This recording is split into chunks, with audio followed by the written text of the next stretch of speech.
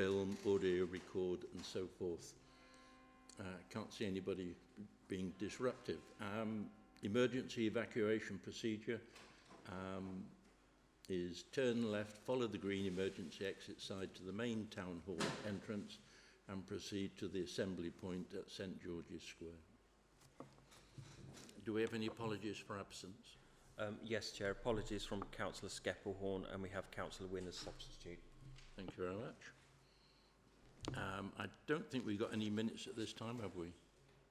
None, Chair. Disclosure of interest.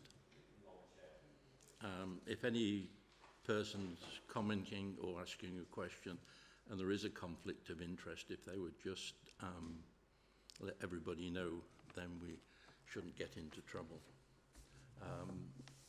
References from other committees and bodies? None, Chair. I've got no announcements. We come to, I think, Dev, finance update. Thank you, Chair, and good evening, councillors. So I will take you through the report. This is the outturn, so this is the final report. Last time we've discussed about period 11, so this is linked with the closure of accounts, but this is still subject to audit. So we are producing the statement of accounts, but all the issues have been mentioned in this report. So first, I would say still is subject to audit. So what I would just mention, which I mentioned last time, is we started with a budget which was in February 2020. Then we had the emergency budget in July. Then we had the grant from Ahmed CLG. And then we had all the COVID, other grant and Ahmed CLG support of the capitalization. So there has been a lot of things during the year. So the budget which was approved back in February 2020 no longer resembles the budget which we have been monitoring. It has been quite difficult, and figures have been moving. And having COVID pressures, COVID income, sales fees and charges, it has been quite a challenge to monitor and manage the budget. But I have to say that we are still sort of showing an outturn, which is a balanced budget, because that's legally we are required to disclose a balanced budget. One of the areas you will see in terms of, I will take you through the capitalization and the dividend, because those are the two big items within the outturn. I will take you to the table first, which is the table on 13, and this gives you, just below paragraph 13, an overall picture. So the variances are on the right-hand column, and then there are further detailed explanation on appendix A, B, C, D, and E. But at period 11, we've went through quite in detail all the significant variances. So I will just recap on those variances, which is below table on paragraph 16. So paragraph 16 is, if you look at the overall picture, children's services are more or less balanced, but there are some fluctuations or variances within the budget throughout the year. And those are the three main one is the children care and family services, 1.3 million overspend, but there has been other compensating underspend. That's why children's services has been sort of more or less breaking even. You got homelessness, including temporary accommodation, 1.7 overspend, and property state, 1.3 overspend. That's the top line in terms of individual line within the budget. But the overall picture is explained below the paragraph 13. One of the things which I would draw members' attention here is on paragraph 18.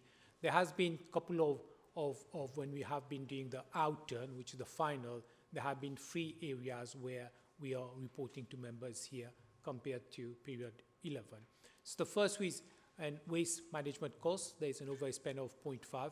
And here my understanding is there is an increased tendency of the recycling rate is going down and the landfill cost is going up. So the explanation we have received is because people lockdown, people are at home, so the waste is being more at residential rather than commercial takeaways or whatever. And that's one of the reasons where the cost has gone up, because of the recycling has gone down and more is being sent to landfill. My understanding is hopefully when we are come out of lockdown, this overspend should this year started to reverse. Employee savings is there was a stretch target within the CNC directorate, and at the end of when we are closing the outturn, they still have 0.5 million shortfall in that stretch target, which was at 2.2 million as per the emergency budget. BTS is another area which has had a significant impact because of COVID, and then there is a overspend which is mainly due to lower income. This is another area we're looking at because under the public procurement notice, we are allowed to charge HRA during the lockdown. If still you've got a contract, you can at least carry on charging, but at some point, if you're coming out of lockdown, then BTS will have to carry on those repairs work, and then they'll be charging HRA. So this is an area which you will see in the report we've talked about the cost of BTS, because BTS has got quite a significant turnover. The budget savings program, paragraph 20, so we started with a quite significant budget savings program. So that was over 2 years, and approximately 13.5 has been delivered in 2021. So if we carry on with that trend, there's likelihood that we will deliver that 20.5 million. And I've also mentioned about progress has been made against that 7.5 million. That's a 2019-20, that's the legacy savings, and 3.4 progress has been made over 2021. So that's another things which we're continuing to focus on 21-22 to deliver that 7.5 million. We still have got around 3.5 million contingency against that 7.5. So that's one of the things we are, council and officers are keen to deliver that 7.5 because that contingency can be released. 24 is about contingency, and this area which I would like to point out. So 2.2 was the general contingency. So that general contingency is normally we will utilize that at the end of the year, and this is subject to approval from the leader and the chief exec. So that 2.2 million have been used towards 1.4 million of employee severance costs. So as you know, in the emergency budget, there was a target to deliver savings in employee costs. So normally you will have severance costs. The reason we've used that because it's one-off cost, so it's not ongoing. So that's why we use that contingency. There was still 1.5 unused, and that is part of the bottom line figure which has been reported below paragraph 13. I think the paragraph 26 is important as well because we are in discussion with Ahmed CLG. So I had a discussion with the officers today as well.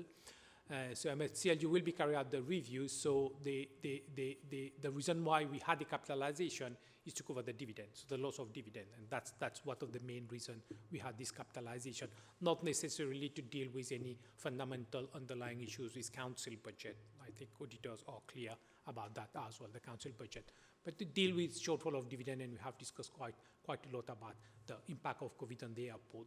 So the plan here is the 16 million dividend which was lost, which was in the 2021 budget. That's one of the main reasons there was an emergency budget. So as I've mentioned earlier, 14 million of that in emergency budget savings has been delivered. So that helped towards meeting the gap of the 16 million in 2021. Then the 19 million dividend, which was in 1920 but declared in 2021, that LAL is not in a position to pay those dividends. Those are the ones that we are going to use the capitalization directive. So that's what paragraph, the table below paragraph 26 says. Is 16 million by and large is taken care by the savings program which are driving, although it will be over 2 years. The 19.1 million is 3.4 million we are using the emergency coronavirus grant, is a one-off. And then 17.5 at this stage we are going to use capitalization. But one of the points you are making here, there are still issues which you are discussing in terms of the airport, in terms of the discussion, in terms of the passenger forecast, because we don't know what that looks like. So we are going to look at some scenario to see, okay, how much is in the best case, worst case, and how much you might draw down on that capitalization. So that discussion I had with MHLG officers, and they understand that. So borrowing costs, because we borrowed less, and we borrowed short-term as well, and that delivered a surplus of around 4, but we are setting it aside because their impact from the COVID-19, the impact will still be with us for maybe another 2 years. And one of the biggest risks in the budget is the sales fees and charges, because currently we are getting support from central government for the first quarter. Hopefully, fingers crossed, it might be second quarter, but then after that, if the income doesn't pick up, and if you don't receive full support from central government, like 75%, then it will have an impact on the budget. So that's why we're setting aside, and it will help to recover that income in the near term. I think it's worth pointing out, like paragraph 30, 32, and 33 is how much, 30 to 32, how much we receive as one-off grant. So 19 million was the total grant. And then movement of reserves, that is by and large not different from what was the focus in P11. Then the next part I would mention is the coronavirus grant, which is the emergency grant funding. These are on top of the normal grant, and then the other grant, 14.5 million. There is section 31 business rate grant. So the point here is last year and this year as well, part of this year, there has been significant funding coming from central government, which has helped the whole council to stabilize, and other council as well. Now, gradually those grants will be starting to be removed once we come out of the pandemic and we start to go. But how long, when the timing, it's quite not. And when you go back to after COVID, what the recovery looks like, what the services will look like, what impact it will have, it's still early stage. So that's one of the things we are looking at 22-23 budget, and we'll be looking at factoring those risks in terms of the post-COVID, what is going to be the new norm. I think paragraph 47 just says what are the things in terms of infection rate, what is going to happen with control measures, economic, social impact. So we're just saying, okay, it's quite an uncertain time, and there are risks, and we have to plan to manage those risks. Capital outturn, there is not significant difference, but what I would say is there has been a underspend in the capital outturn, and that underspend as well has helped to produce that additional interest, because if you don't borrow, then yeah. And one of the things is because of the emergency budget, we pushed quite a lot of capital spend in this current year, 21-22. So there's projects where in terms of the airport as well, we've lent less to the airport. That will pick up, so it's not like totally remove, it's just reprofiling the capital spend from last year to this year, so those will be picked up. And the paragraph 55 talks about how this has an impact on the level of borrowing, because most of our capital program are funded through borrowing. So, and then I think that brings me to the end. There are some key risks which I've highlighted in 60, and just to recap, HRA is showing a surplus, and that surplus will go towards their capital program, because any surplus in HRA, bulk of this goes toward the capital program, and schools have got a surplus as well. But one of the things is school has got a surplus because some of the children are at home, so they are not referring those children to the high needs block. So what will happen once you come out of COVID, there might be more children with high needs, so that we'll have to monitor those. So with that, Chair, I'm quite happy to take any questions. Thank you. Thank you very much, Deb. Councillor Franks. Yeah, thank you, John. Just a couple of points of clarification, please. First of all, the capitalisation, it's not a government grant, is it? It's simply a government allowing you to spread revenue expenditure over a number of years instead of having to write it off all in the one current year. How many years, please? Okay, so the maximum what will allow you is 20 years. So the maximum. In terms of the quantum as well, Councillor Frank, is although the total is 35, we are in discussion, and right now in the report it says how much we're planning to draw down, but very much depending how the establishment of the airport and how discussion is going, and what impact it will have on LAL financiers and eventually LBC financiers. So you're right, is 20 years. So the final figure will be hopefully by mid of July, we should try to firm those figures, because passenger numbers we don't know. 6 months time, we don't know. So, but we need to work on some firm figures and then have a central case and just firm up those and just say to MSLG, this is the potentially the final figure. Any up or down, then we'll have to manage that risk. Yeah, so just as we've got used to the fact that every year finding the necessary cuts is actually more difficult than it was the previous year. With the capitalisation, the faster you actually write it off, the easier the problem becomes in the later years. Yeah, thank you. Just looking at the chart on paragraph 13, net contribution to specific operational and general fund reserves, 25.8 million. Is that telling us that 25.8 million has been taken from the reserves to balance the budget?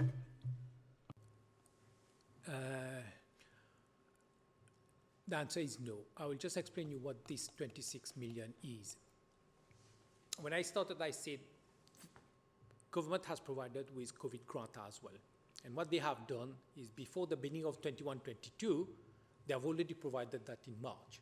So government is to understand that councils throughout UK has got cash flow problem. So when there are grants which they are saying for 21-22, business rates, Section 31, all these, they're saying, okay, we will provide you even in March. So what happens then, when those grant comes in, it shows in this year's accounts, and then we transfer it to reserves, and then we use it in 21-22. So that's the bulk of. It's not we are moving money from reserve to balance our budget or not. Those are not in this line. The main of the 26 million is money which we receive in advance, which we're putting in the reserve, because the money is for 21-22. Yeah, but I mean, the impression given here is that reserves have actually gone up by £26 million. That's not true, is it? Yeah, that when we had discussion in the CLG, we've said all chief finance officers say, when you're going to look at local government reserves, you will see it's gone up. But in reality, it has not gone up, because CLG, they look at and say, oh, local government has put X billion in reserves. But they understand that. So when they're monitoring, every month we produce a monitoring to CLG, all the reserves and everything, what is happening, how much COVID and everything. Every month we do that, very detailed, running to 12, 15 pages, very detailed Excel. So they know that because they're asking how much you have received grant in advance, how much you put in reserve. So they will adjust that. So they know that. They know that is, yeah. But what they've done, as I said, is good, because they are giving the money well in advance of the need. So from a cash flow purpose, it's help. So they know that. It's not. And you will see when we will disclose in the statement of accounts, it will show in the bulk of those reserves is just for 21-22. Right, so I mean, the reserves are there in order to bail you out in a difficult year like the one we've just been through. So by how much have the reserves overall gone down? So now, this one, although we say it's a transfer to reserve, is not necessarily a sort of grant received in advance, set aside, and the whole thing will be used in 21-22 because government has provided this for a specific purpose. The movement in reserve, there's a table there, a detailed table, which shows the movement in reserves. I think by and large, because of additional support, when we set the budget, there was an expectation that we will have less money in terms of COVID. But by and large, government has provided more and more funding.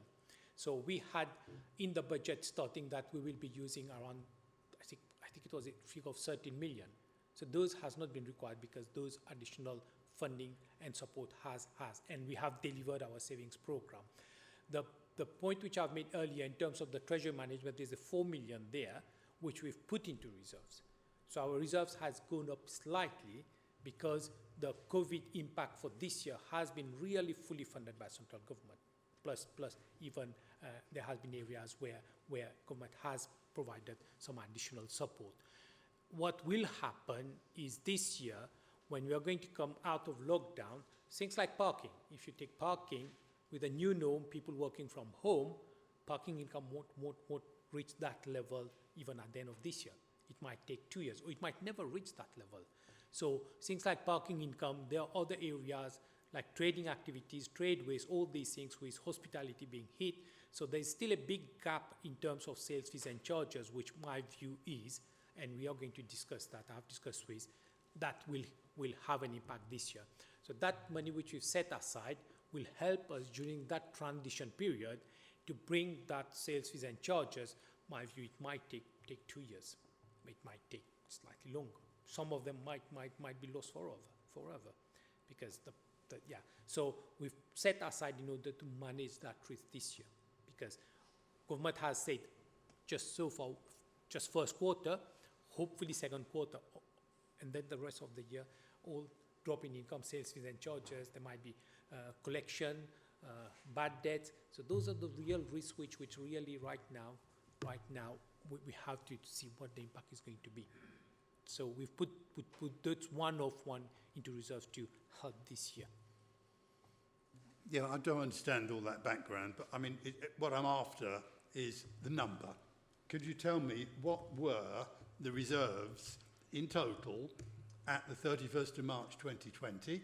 Yeah. And what were they at the 31st of March 2021? I will try to go on that table, Councillor. There's a couple of files where they should have been. So there is a table on reserves. I'm just trying to pull that. Yeah, sorry. I'm trying to pull that table on reserve. There's a table there which we've mentioned about the movement in reserves. Is that...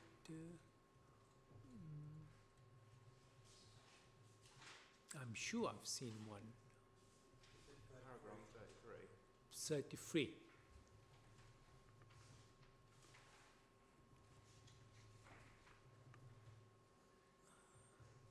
Yeah.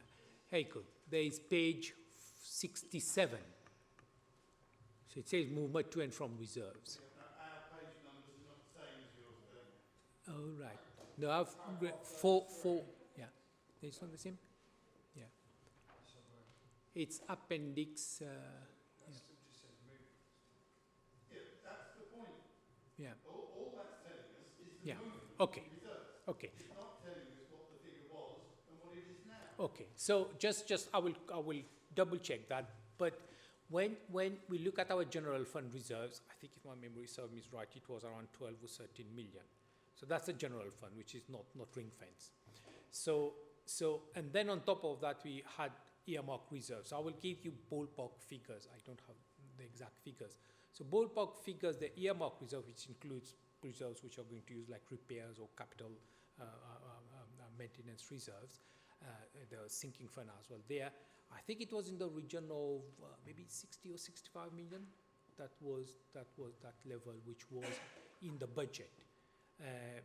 Plus minus, I would say 5 million. That was the level which we had, roughly.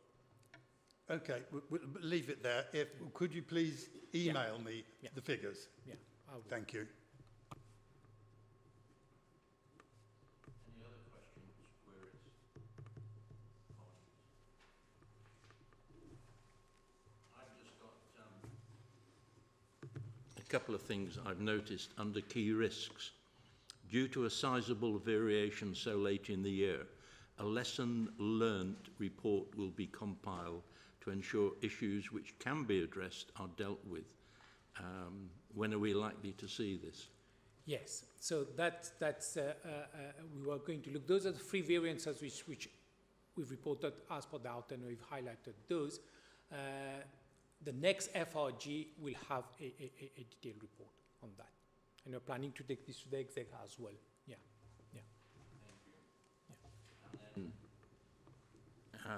Key risk for the capital budget: overspends on capital projects impacting on the availability of capital resources.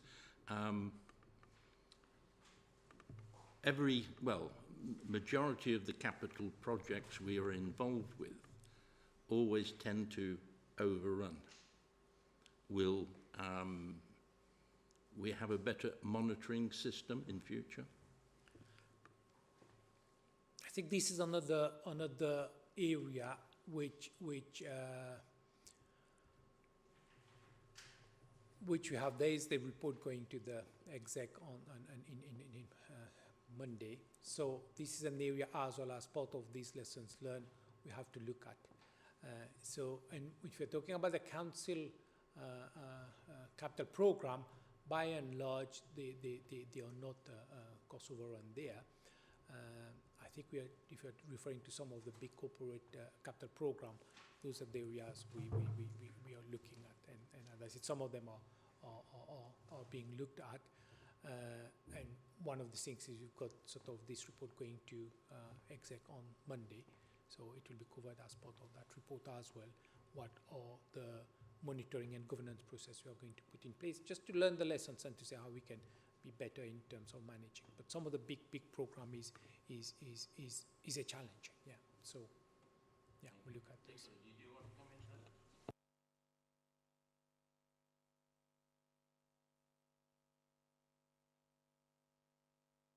So I'll be going through that, and that's doing exactly what you said in terms of taking a different approach to our capital programme and putting some additional rigour and monitoring around that. So we'll go through that a bit later on the agenda, and members have got a detailed paper in their packs on that. Thank you. Any other questions? To these mics. Just a comment, Chair. Can you please, Dave, circulate email to all the councils regarding the, what did you ask for, the reserves? Yeah. Yeah. Did you hear that or no? Yeah. All right. All right. Just to circulate an email to all the councils regarding the reserves, please. I know, David, you've asked for it. It'd be nice if you all know. Thank you. What I will do, I will send it to Matt, and Matt will circulate, and we've got sort of records of that. No, we'll do that. Thank you.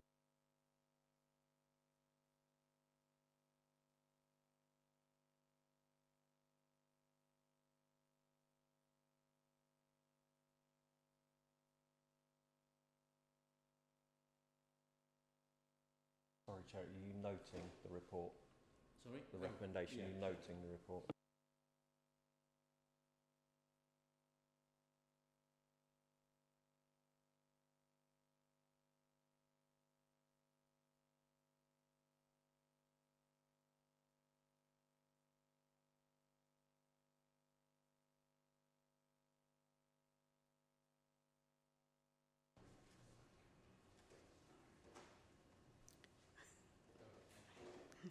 Good evening, everyone. I'm Maureen Drummond, the Equality and Diversity Advisor, so I'll be presenting the report today. And this is on the Integrated Impact Assessments, which is the overarching view of budget considerations for September 2019 to August 2020. So this report has been requested and presented for a number of years now to this meeting group. Just to make everyone aware, in case you aren't, Luton Council decided to use an integrated impact assessment process instead of the usual equality impact assessment because we felt in addition to including the protected characteristics, the 9 protected characteristics, we would also consider the impact on community cohesion, social inclusion and health and well-being. So we used an integrated approach. And our report continues on an annual basis. Just to bring to your attention that this report doesn't cover the IIAs that were produced during the emergency budget that was conducted in June 2020.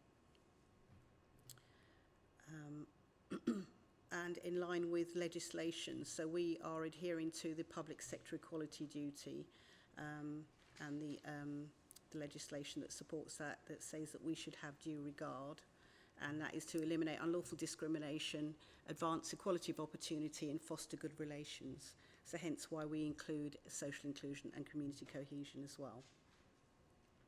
So just to go through the report, we have this report actually flags up the impacts. Potentially what we tend to look at is, rather than looking at all of the impact assessments that have been carried out during that period, we flag up, or I'm flagging up, the ones that have a positive or a negative impact on residents and staff within the organisation. So those are the ones that we tend to focus on. And if you, on page, I don't think I've got a page number here actually, table 1, flags up the protected characteristics and the list of positive and negative impacts. And looking through that list, the areas that have the most potential negative impact is tackling poverty, age, disability, health and well-being, and community cohesion, in that order. So if we look at the actual impact assessments that were produced that actually demonstrate the impact, we have allotment costing and management, and that has an impact on poverty, and in particular for those of an older age group. And a revised council tax reduction scheme for 2021, and the council tax reduction 21-22, again a revised scheme, that has an impact on disability, age, poverty and health and well-being.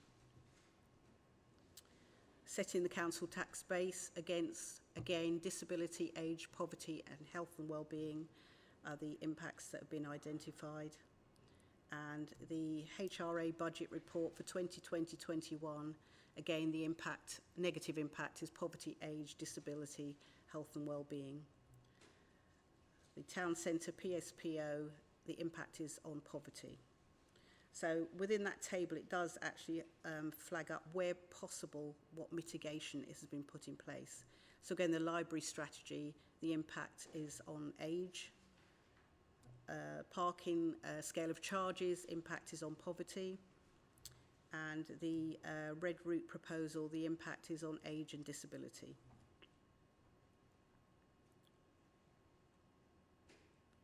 Schools catering, the scale of charges, the impact would be on age, so that's for school-age children, and poverty. And the update on houses in multiple occupancy, the impact is on poverty, health and well-being. So in consideration of those areas, we do, where possible, try to, as I've mentioned, try to identify mitigation where that's possible. That isn't always possible, and where it isn't, the impact assessment will flag that up. But in relation to disability, which is one of the areas that I've flagged up as having the most impact, we do ensure that we are compliant with the Disability Discrimination Act. As a council, we also could consider looked after children in our impact assessments, which is not one of the protected characteristics, but also is another area that we give consideration to as a council. And at Appendix 1, there's a table that gives details of all the impact assessments carried out within the period September 2019 to August 2020. Just to provide further information, we do, where possible, try to carry out robust impact assessments. Due to the restructure and cuts to resources within the council, we now have one officer that supports all of the impact assessment processes for the council. So what is currently being developed is an impact assessment toolkit, which will mean that the process will go online and all information will be made available for all report authors who are producing impact assessment. That is to ensure that robust impact assessments are produced and all considerations are given in relation to the protected characteristics and the other areas that we support.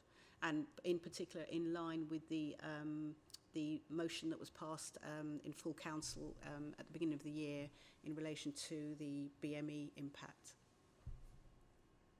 So does anyone have any questions?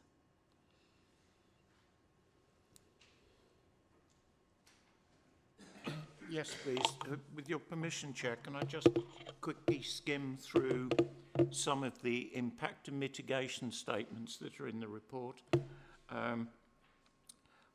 Just picking up my highlights. Library strategy. It seemed to me when you were talking there about impact, certainly for my side of Luton over in Stopsey and Wigmore, we've done nothing but go backwards in library, and we're about to go backwards again because we're pushing out stuff which is going to effectively tie us in with active Luton as well, which is not something that my residents are very keen on. Red routes, I think we need to treat with great care, because at the moment I'm not convinced that the red route policies make much sense. So I'm a little bit concerned about that. under revised policy on the council's use of public space, you put in mitigation community centres. Again, I have to say that my experience to date is that the council is abdicating responsibility for community centres. Those are the main points, Chair.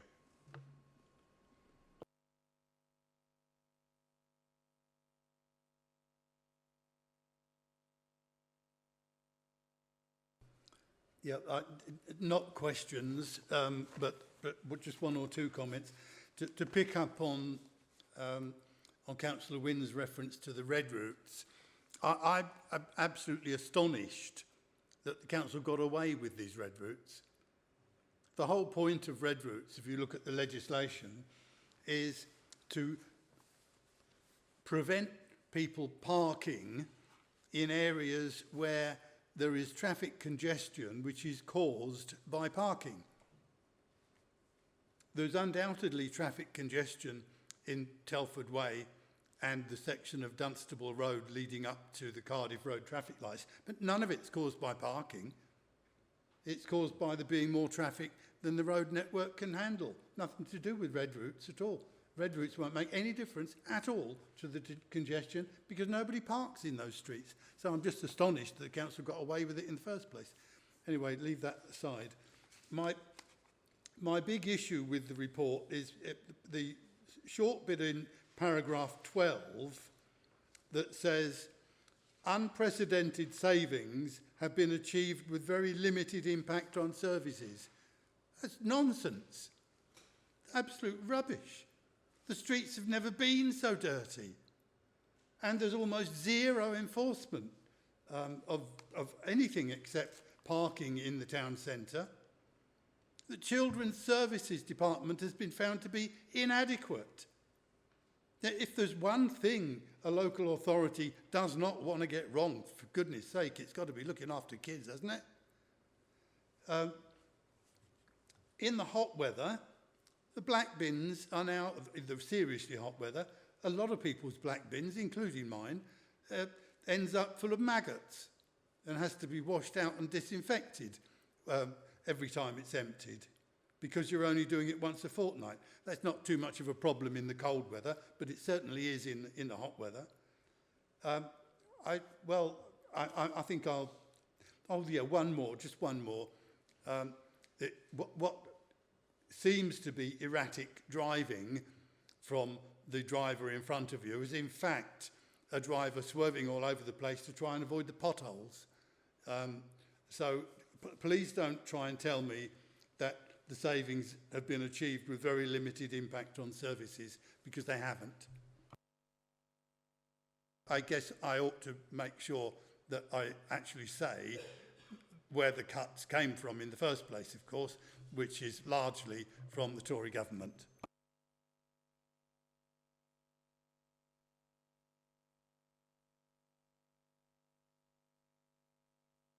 Just a quick question on some of these impacts and mainly the mitigation. So a lot of the ones, particularly in regards to council when talking about people with disabilities, talk about having to set up a new flexible support fund. What's been done to ensure that these people who are on the negative side of this are aware of the support fund once it's set up and are being led to that?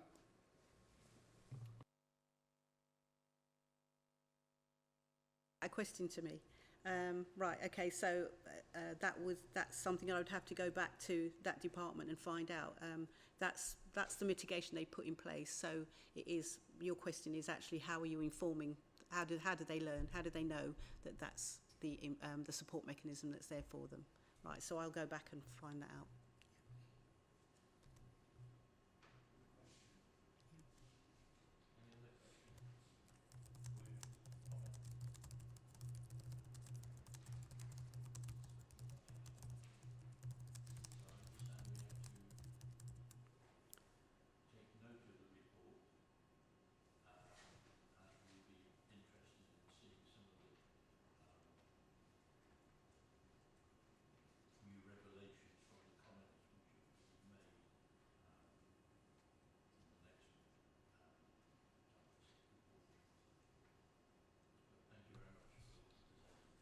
Okay, thank you.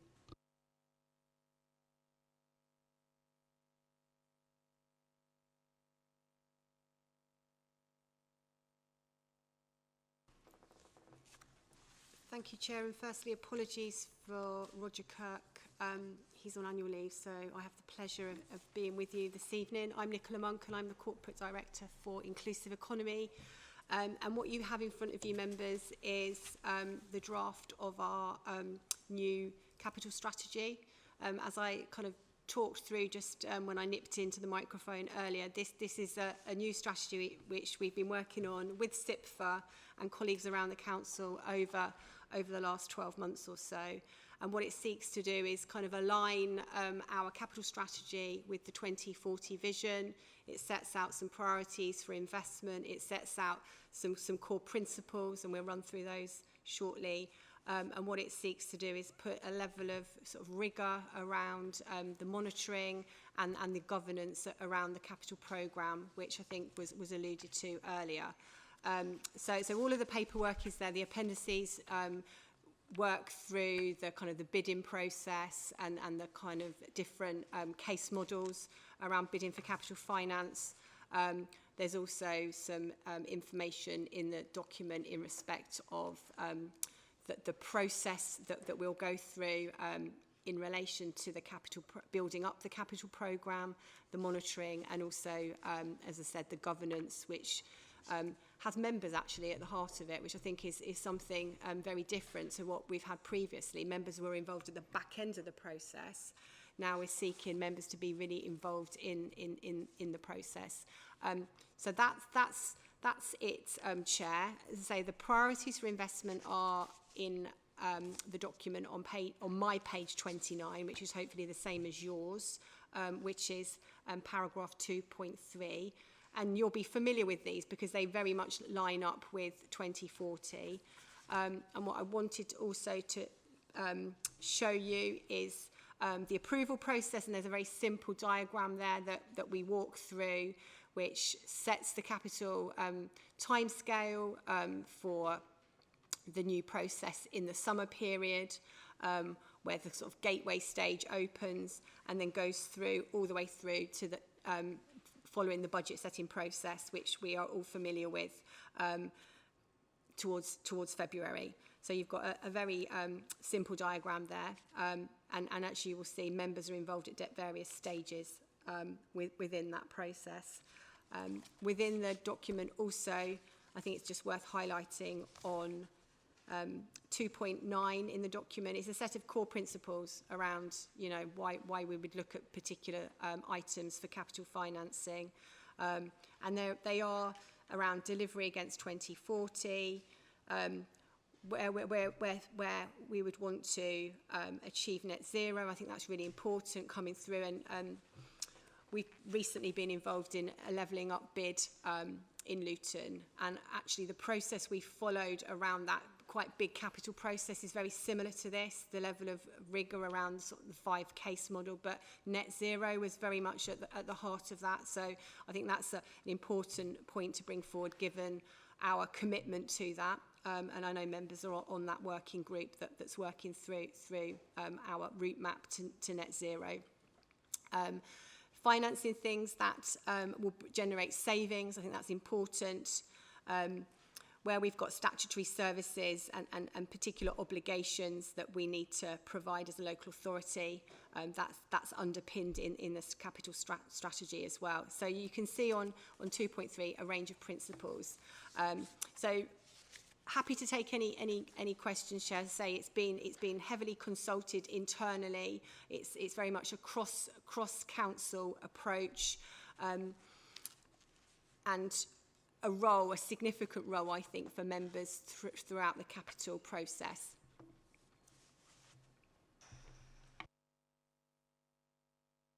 Yeah, a couple of points.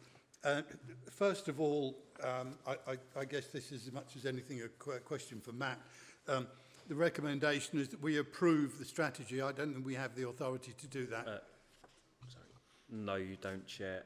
It's literally for FRG to support the capital proposal before them. You haven't got the powers to approve it.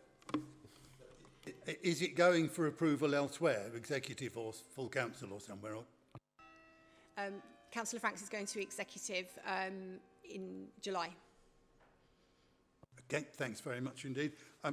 Personally, I have to say I'm quite happy to support it. But there are just a couple of issues where I could do with, for example, the executive currently has authority to vary the capital programme as you go through the year as circumstances change. I assume that's going to remain because they will need that. And the other question, I guess, is I can't see anything that obviously gives me reassurance that either the budgeting at the outset is going to be more accurate, or there's going to be some machinery for ensuring that capital projects are delivered within budget. The council's record on this is, frankly, not very good, is it? So perhaps if I could be pointed to sections in the new strategy that will strengthen the likelihood that things will actually be done within budget, I'd be much happier than I am at the moment. If members turn to Appendix D, there's a mechanism there with that monitoring form and the governance around that to pick up those potential overspends much quicker, I think. So I think we've got that there, and we'll be using that throughout the process. So hopefully that will give you some reassurance, Councillor Franks. But we can, if you want to have a look at that in a bit more depth with us, happy to do so.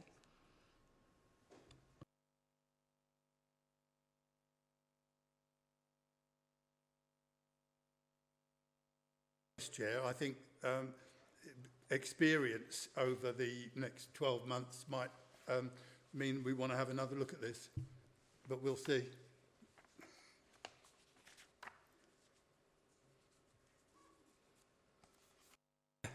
Thank you, Nicola. The only thing that I welcome the report, and I know it was, and I entirely agree with David as far as the way capital projects are actually managed. You know, we have got to learn stuff. I'll answer the dance on that one, but going forward, and it's nice to see that there's a lot more involvement now for members than what the original one was. But I would still like to see an executive member on the two boards, the Capital Investment Project Board and Capital Business Panel. I'm not asking for all executive members, but going when the exec, there was projects that I wanted to really push, and Red Route was another one that I really wanted to push a bit more, David. But for that, you need to have the backing of your executive members. I know there's discussions with it, with exec members, but I can also recall getting the capital list the day before it had to be signed off.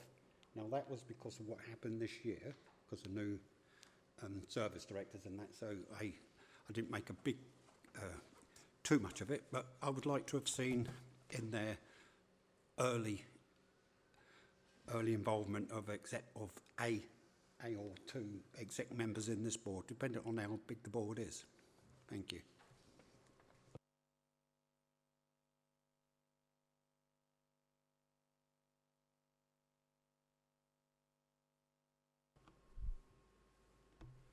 Chair, just a couple of comments, just doing as I did before, just trying to pick up some things that particularly I highlighted. I should start off by saying I welcome the report, because anything which introduces more rigour into the process of deciding which capital project should and shouldn't go ahead has got to be welcome. However, some of my colleagues would not forgive me if I didn't actually flag up the statement, which is that all of our children and young people will be able to access services that keep them safe and secure. And it goes on to make some other points in the same part of the report. Most of my colleagues, and those others not just of my own party but in the other parties, consistently say that children in our council are being let down one time after the other, after the other, after the other. And I think if they were to read this, they would be significantly upset with that statement in the report. The other one, which is probably even more important, is that the report says that, and I quote, all capital investment decisions are also made with reference to the Newton Local Plan 2011-2031. That does not yet exist.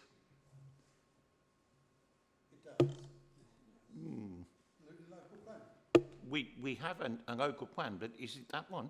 Because we're just working on a new one at the moment. No, that's the current local plan. Okay. We're working on a revision. Okay, that's fine, in which case I'm happy with that. The other statement that I picked up was development of London Luton Airport to maximise passenger numbers.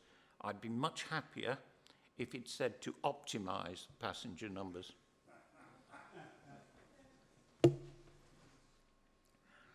And I'll leave it at that. There are other points, but they're detailed from the chair.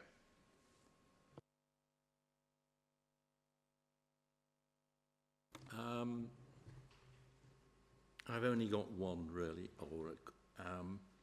The capital approval process. There are 6 stages.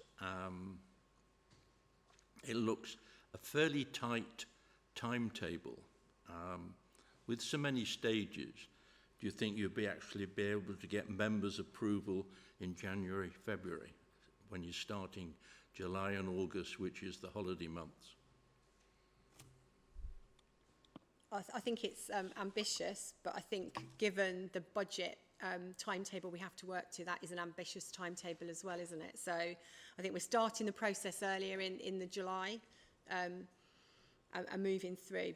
But you're right, Chair. It's ambitious, and we may need to tweak this as we go. But we have a drop dead deadline of obviously the council budget being approved by council in February. So working back from that, we need to make sure we meet those milestones. But we'll see how we go this year if it's approved by executive and work through. And if we need to tweak, we'll obviously come back to members with that.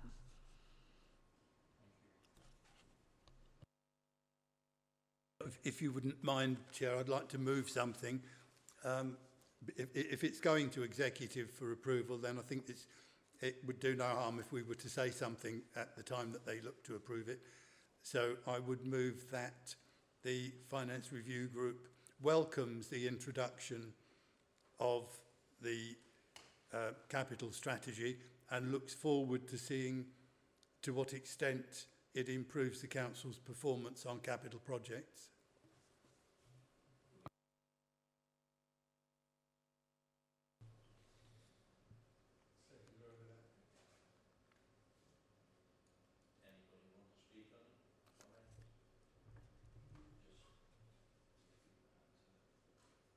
That's seconded. If we put that to the vote, Chair, just so it's supported. Yeah, I agree.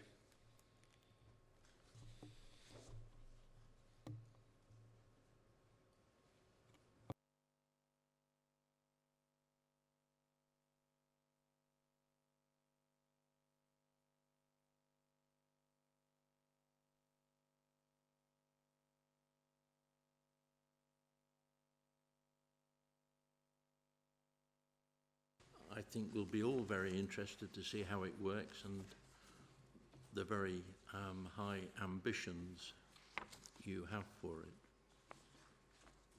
Thank you. Now it comes to the Works Programme report. Yes, thank you, Chair. Members have before them the current work programme for FRG, which goes up to the final meeting of the calendar year on 14th of April.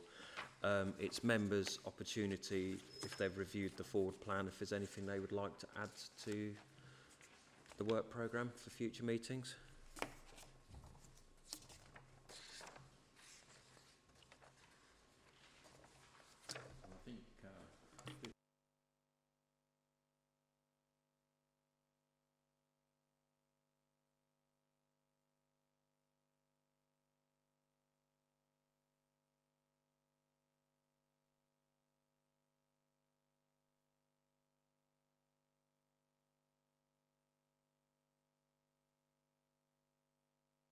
or in later programme? Sorry? Okay. So just take it as read. That's fine. Right, we go into private session now. There's nobody here, but